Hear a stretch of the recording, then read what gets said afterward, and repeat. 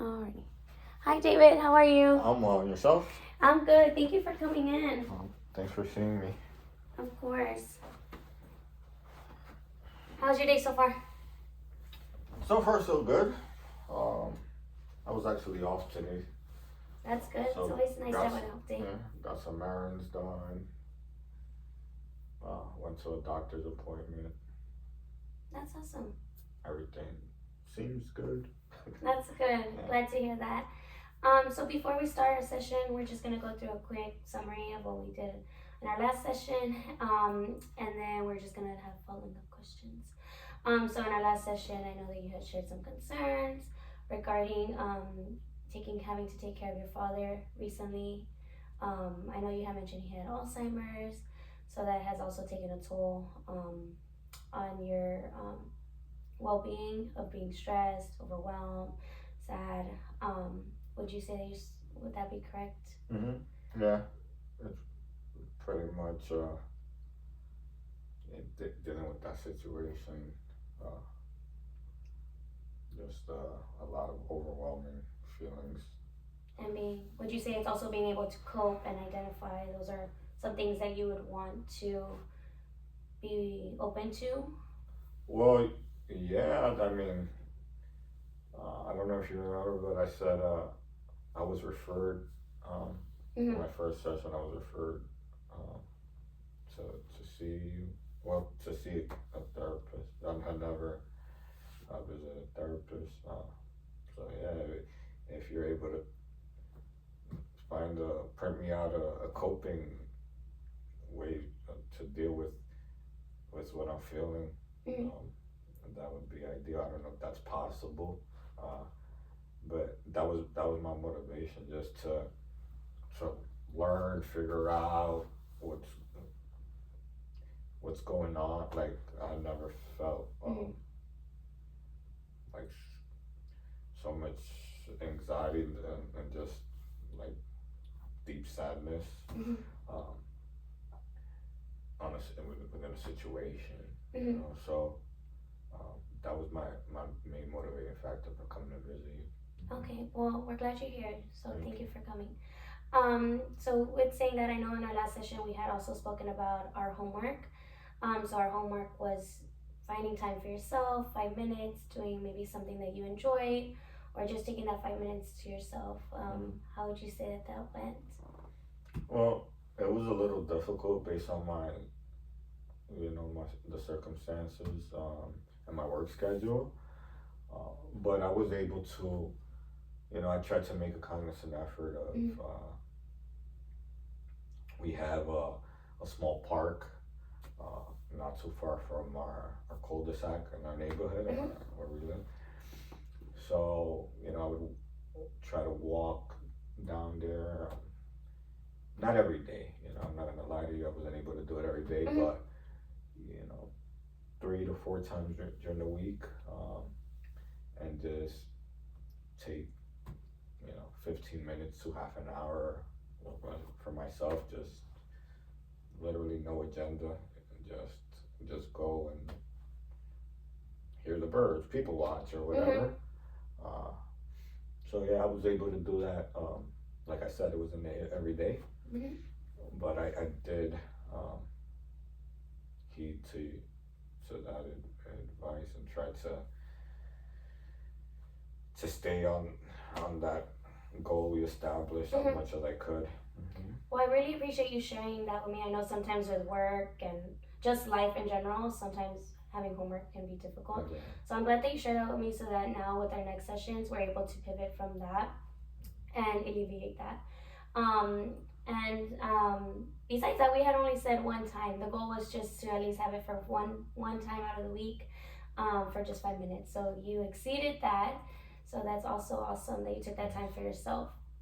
How would you say you felt during that homework session, during taking that time to yourself? It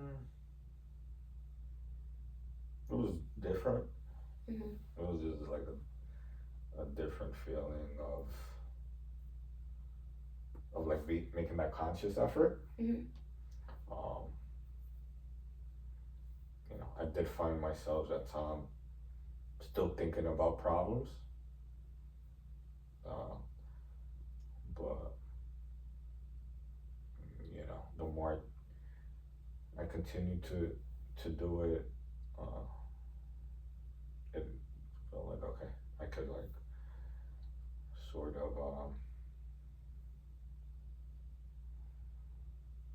just make an effort, even if it's for the 5 minutes out of the 15 minutes or half an hour that I'm out there, just you know watch the old man speed walking or whatever, just have the little distraction. Um, so it felt sort of refreshing. It felt like it did help um, somewhat. But to be honest, I did find myself at times still thinking about, my current life and my current situation and all that comes with it. Yeah, so I'm hearing that you were still able to take your mind off at times within that homework assignment, but you also still found yourself at times having those same feelings of being stressed, overwhelmed, and that overthinking feeling. Would you say that that's correct? Correct. I mean, I don't think, I don't, well, at least I don't perceive myself as overthinking it. It's just the reality of what's going on. I don't think I'm overthinking it. Yeah, so I'm just thinking. So would you say those feelings are just more necessarily stress and the depression? Yeah, I think it's at times the depression. I don't, I wasn't given an assessment on depression, right? I haven't been fully diagnosed with depression, but from everything that I know, common symptoms of depression, that's why I described it as such. And it's also because it's a new feeling for me. I've lost people on the job. I've experienced loss before. I've experienced sadness before, but sort of the overwhelming helplessness, emptiness, lack of like enthusiasm in doing other things that I was experiencing. That's why I felt like it was depression. So some of that has, been dwindling down, like with the support of my family, friends, and even the situation is with my dad. It had, since we last met, has been not getting better, right? It doesn't get better, but it's been sort of stabilizing itself, or maybe it's just me getting used to it. I don't know. So it's been like a little bit decreased. Okay. When it comes to like the how much, like how would you say how stressed and how sad you were compared to the last time we had met? Yeah, the intensity of it, let's say, if that makes any sense. Like I still feel it, but ebbs and flows, and a little less restricting. Are there some key factors that you can like pinpoint from the stress that you've noticed has been different from the last time we met? As in like just factors that you have done or like felt at times? Well, outside factors you're referring to? Or like inside, like internal? how, yeah. Well, I've just been getting more educated on like my father's disease, and through his care, I've gotten like more educational resources. There's been like a group sessions with people who are going through it, Okay. people in similar situations as myself, and even some who unfortunately their parents have passed away, but they've gone through it in the past, right? Um, and just like advice, tips, or just knowing that it's not only me. There's ways around it. You could still um, somewhat share experiences, create memories, and still live a somewhat fulfilling life with that disease, right? So it's not like my father's passed. I'm lucky enough to still have him, so that's a silver lining. Yeah. When it comes to maybe internally how I view it, or how these outside resources have helped me put a different lens possibly on the situation. Yeah. So even though you were stressed, you were able to receive resources and information regarding the situation that you're in, and you're able to now feel more equipped for this situation that you're currently in. Would you say that kind of like alleviated your stress levels and helped you? Yeah, it definitely decreased my stress during certain situations, right? Obviously, my dad has his better days, he has his worst days, so my stress levels change, Yeah. fluctuate, uh, but I think the more knowledge I have and stuff like that, it definitely equips me better to like handle to the best of my ability, right? There's always gonna be situations I feel like that I'm not gonna be able. I don't know what to do, or I don't know how I'm gonna feel. Yeah. But I think it has helped. And I know that you had also mentioned that it's helping you view it in a more positive way. That you still have your father. How would you say that is going at home with the support of your family? Yeah, it's going good. Like I said, my family has always been supportive. Even though we all have our responsibilities, we're close knit. We chip in. I try, it's my dad. I try to burden everything on me, but my wife has been fully supportive. Uh, one of my children is away in college, but when they come home, all they do is, Dad, what do you need? How can I help you? This um, and even it's funny you mentioned that my wife has brought up the idea of us like taking a little trip. We usually take summer vacations, but being with this would be the first summer after my father's diagnosis. I was not really thinking about it, but she brought it up to um, in his health profession, his doctor, if it would be feasible.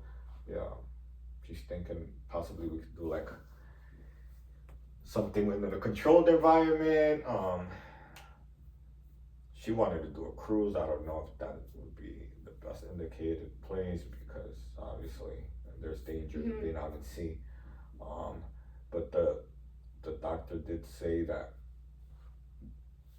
like his condition right now, um, he would be allowed to travel if we do choose to, but obviously he would just need like undivided supervision almost.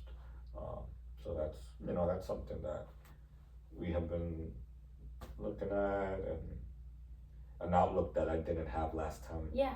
I came here. Yeah, and it sounds like you're more open-minded to doing more things with your family, even though you're still experiencing some stress and some sadness at times. It sounds like now you're more open-minded to doing other things and new things for your family and for yourself. Would you say that that's correct? Maybe not open-minded. It's just I don't know how to describe it. Maybe I just didn't know. I don't think I was close. Like maybe I just didn't know what to do. Mm-hmm. So yeah, the exposure uh, that I'm getting now, and maybe just like I said, maybe just getting used to, not getting used to, but being more accustomed as opposed to like the impact of it being fresh.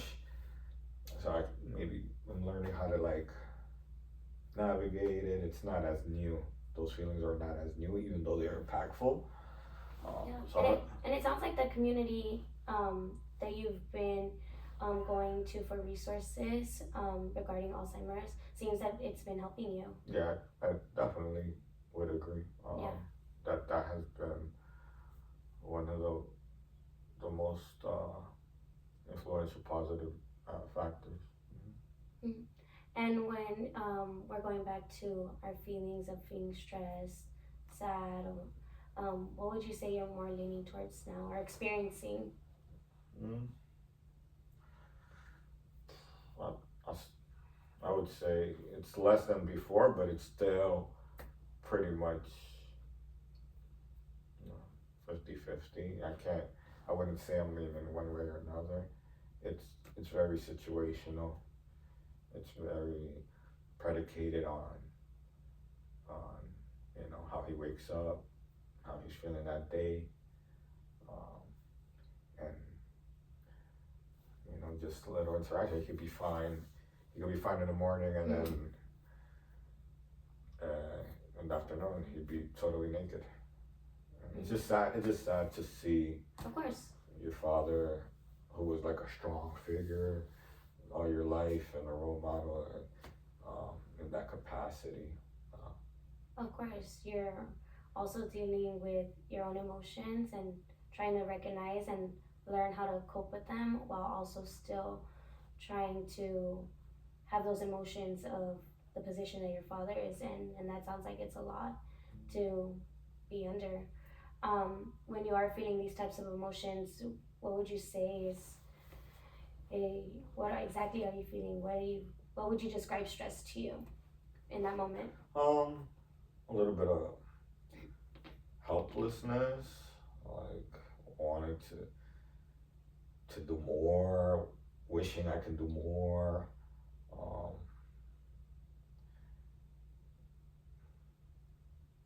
Obviously, you feel sad. You you don't want to see your loved one that way, but it would be more like that. Like I wish I could just do something to like have him be how he was, or be healthy. And I don't like or I feel like it puts strain on the rest of my family. I don't want them to feel sad. I don't want them to feel upset. Even though they don't necessarily express it to me, it's unavoidable. Yeah. I know it affects them. So I wish I could just burden all of that and and not affect anyone else. Yeah. Mm-hmm. So it sounds like you feel kind of guilty for feeling these emotions and having to be involving your family in a situation that is involving your family, your personal family, like you and your father. Would you say that that's correct? You're feeling something. I don't think I feel guilty. Maybe another word, because uh, like I don't feel like I did anything. Mm-hmm. You know what I mean? I don't feel guilt because I don't feel like I did anything to cause it, but I do feel like bad that they're going through it. So I don't know what word we would find appropriate for that. Um, I just feel, I just wish I could just take all of their,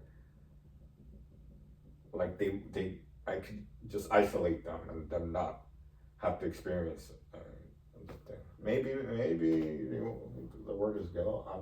I don't know if I would describe it as guilt, Well, you because do feel some types of emotions yeah, about the towards situation. putting them in the situation. Yeah. Well, that Or we're all having- living. Yeah, yeah. that we're living through it. Mm-hmm. Yeah, that we're experiencing it. The reason why I don't feel guilty is because they support me. Of course. So, um,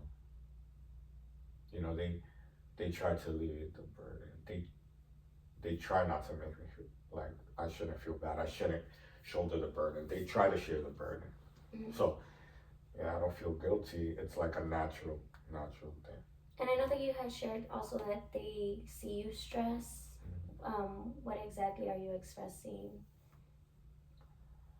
Well, a lot of times when I when in the beginning, like I said, I think if I recall in the earlier session, like I would just not enjoy things I usually enjoy to like I would we would barbecue, we would have people over the house, stuff like that, and I wouldn't want them to do that anymore. Like I wouldn't want people over. My wife asked me, yeah, like our good friends want to come over or whatever. They invite us to their house, and I was like, nah. Um, so it'd be more like I'm not enthusiastic, engaged.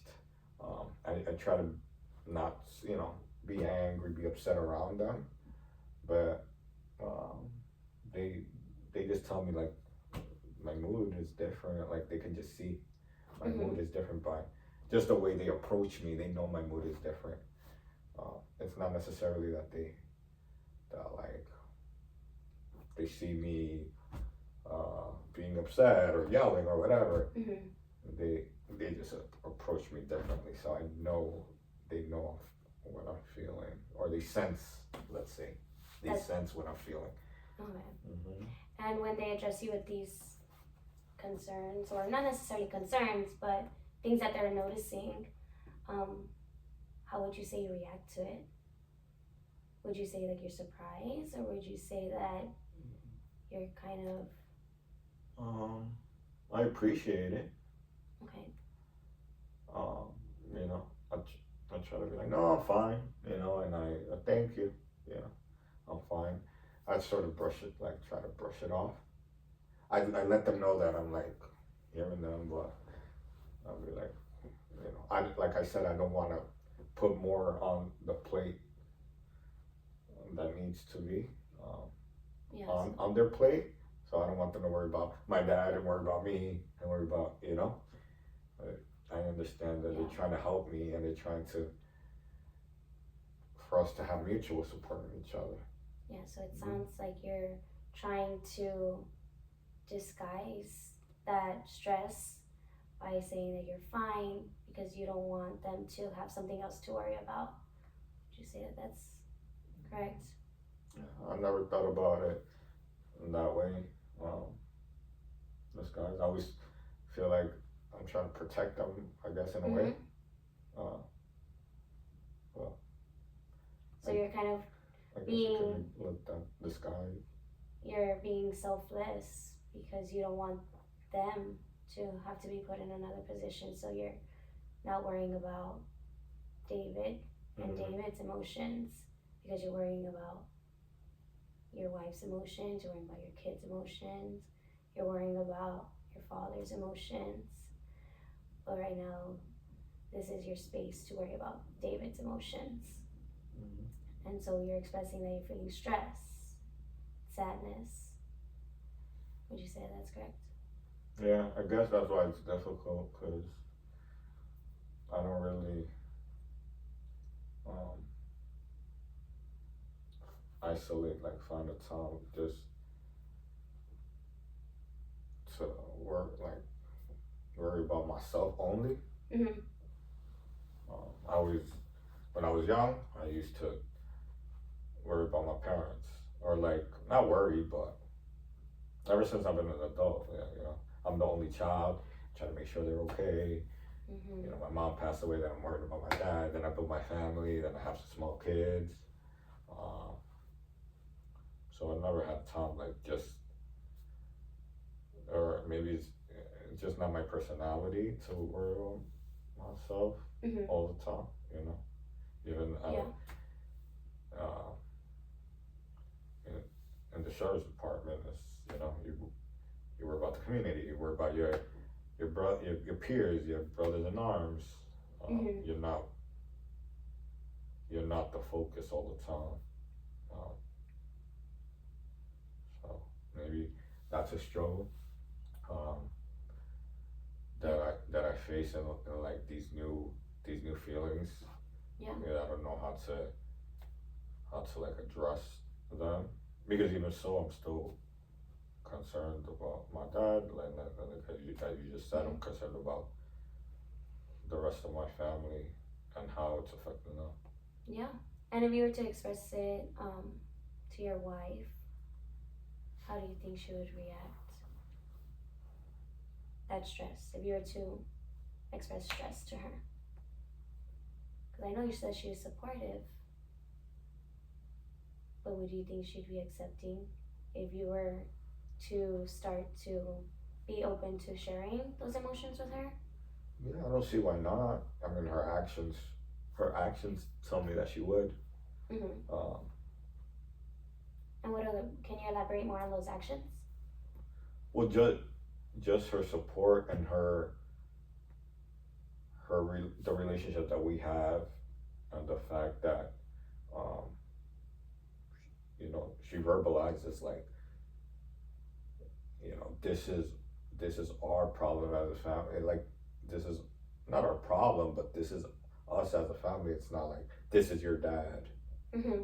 Um, so that only leads me to believe that um, if I express my stress or if I open up more, which I guess that's what you're asking. I'm Mm-hmm. not sure. Uh, that she would um, help me in whatever capacity she can. Uh, I've never been in that situation, right? I haven't. Seems like I haven't really allowed myself, or Would you feel comfortable doing that? Or do you feel you would feel uncomfortable doing that? I think it